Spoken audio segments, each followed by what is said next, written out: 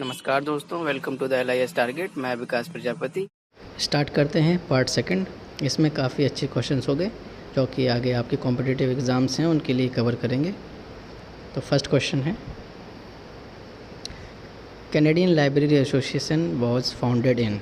Canadian library association कब बनी थी, फाउंड की गई थी? ये 1946 में बनी थी। और कहाँ? Hamilton, Canada. कनाडा में एक जगह है हैमिल्टन में, वहाँ पर। सेकंड क्वेश्चन है, headquarter of CLO located in. CLA का हेडक्वार्टर कहाँ पे? ये ओटावा में।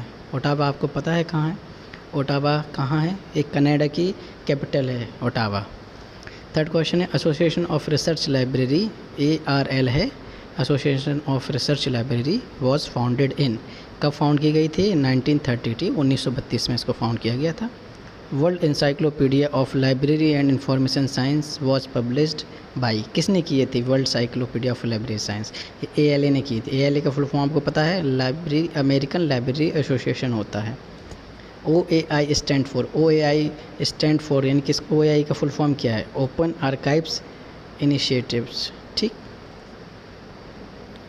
नेक्स्ट क्वेश्चन है, virtual labs project is coordinated by. Virtual जो लैब प्रोजेक्ट होता है वो कौन कोऑर्डिनेट करता है? पहली बात तो आप समझिए वर्चुअल लैब्स क्या होती हैं। देखिए वर्चुअल लैब्स होती क्या है, वर्चुअल मीन्स क्या होता है।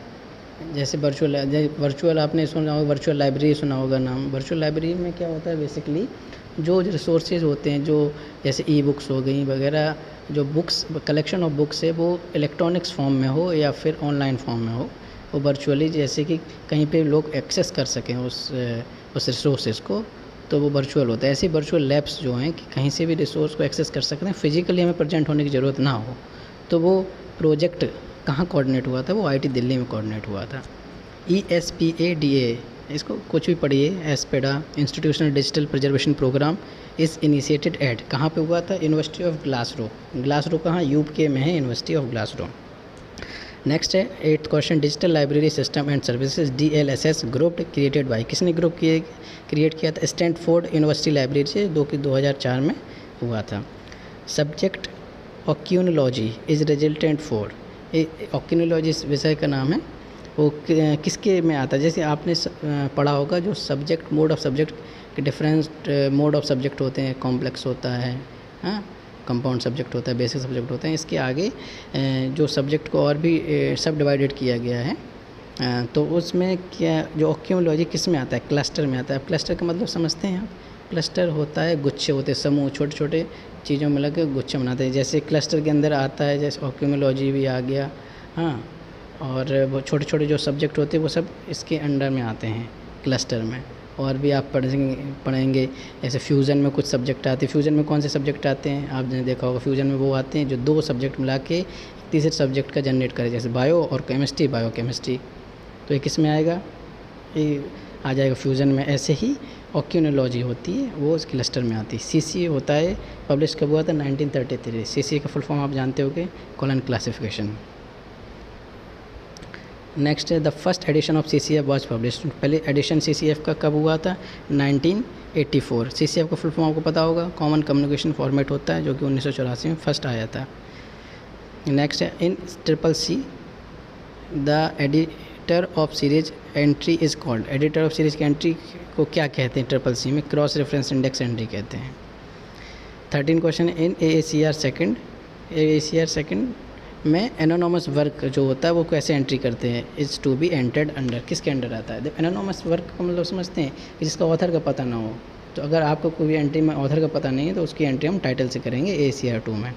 तो the most suitable method for putting the books on the stacks. सबसे अच्छा मेथड कौन सा होता है जो स्टैक्स पे बुक लगाने का?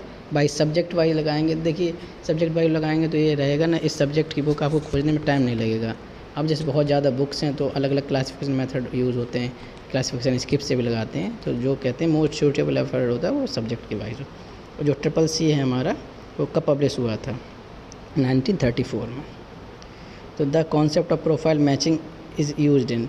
कॉन्सेप्ट ऑफ प्रोफाइल मैचिंग है वो कैसे यूज हुआ? SDI सर्विस से। SDI का फुल फॉर्म को पता होगा, सिलेक्ट डेसिग्नेशन इन्फॉर्मेशन। देखिए ये सब चीज़ें याद रखा करिए आप, कि ताकि आपको कन्फ्यूज़न ना हो। जितनी चीज़ें पता होंगी तो उतने ही आप कन्फ्यूजन से दूर रहेंगे। एनालिस्ट प्रोग्राम ऑफ इन्फ्लेमनेट, ये जैसे क्वेश्चन ये आ सकता है कि एनालिस्ट प्रोग्राम किसने इनिशिएटिव किसका है, इन्फ्लेमनेट का है। इन्फ्लेमनेट का फुल फॉर्म क्या है, इन्फॉर्मेशन लाइब्रेरी नेटवर्क होता है, ठीक है। किसके लिए होता है, इसका आंसर कॉलेज लाइब्रेरी, ऐसे पढ़ा करिए। नेक्स्ट है PV Varghese prize is awarded by the ILA for, किसके लिए होती है PV Varghese prize, best article, जो बेस्ट आर्टिकल लिखता है तो ILA इंडियन लाइब्रेरी एसोसिएशन है वो पीवी वर्गीस प्राइज देता है, अवॉर्ड करता है। Dynamic theory of classification was suggested by, dynamic theory of classification किसने सजेस्ट की थी, SR रंगनाथन ने, जो हमारे फादर ऑफ लाइब्रेरी साइंस भी कहते हैं, doctor SR Ranganathan. Full form of ADONIS, ये फुल फॉर्म क्या है, एडोनिस का article delivery over network information system. The current producer of web of science, current producer कौन है वेब ऑफ साइंस का, क्लेवरेट एनालिसिस है। Census of India is the type of database, census of India, देखो census of India बताता है numerical database. Who expanded the Shannon and Weaver's linear model of communication, किसने किया था expand, Shannon Weaver model था communication model, आपको पता होगा। यही आ जाता है क्वेश्चन कि शैनन वीवर मॉडल किसका मॉडल है, एक कम्युनिकेशन मॉडल है, ठीक है। इसका लाइनर मॉडल किया था बेरलो ने। आ वर्जन ऑफ KWIC क्विक ऑगमेंटेड विथ ऑथर और नेम इस कॉल्ड कहते हैं वर्डेक्स कहते हैं।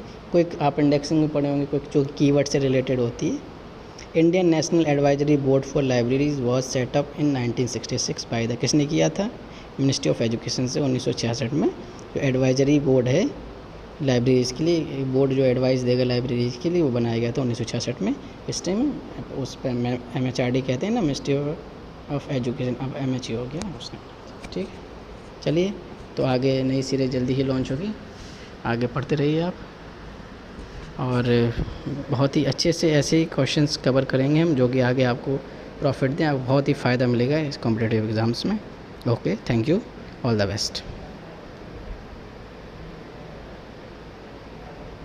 जल्दी से आप इस चैनल को लाइक एंड सब्सक्राइब कर दीजिए, और फर्दर नोटिफिकेशन के लिए आप बेल आइकन को दबा दीजिए। और भी आपको क्वेरी हो तो आप नीचे कमेंट बॉक्स में लिख सकते हैं, और भी अदर इन्फॉर्मेशन के लिए आप हमारी ऑफिशियल वेबसाइट www.listarget.com पर जाकर विजिट कर सकते हैं।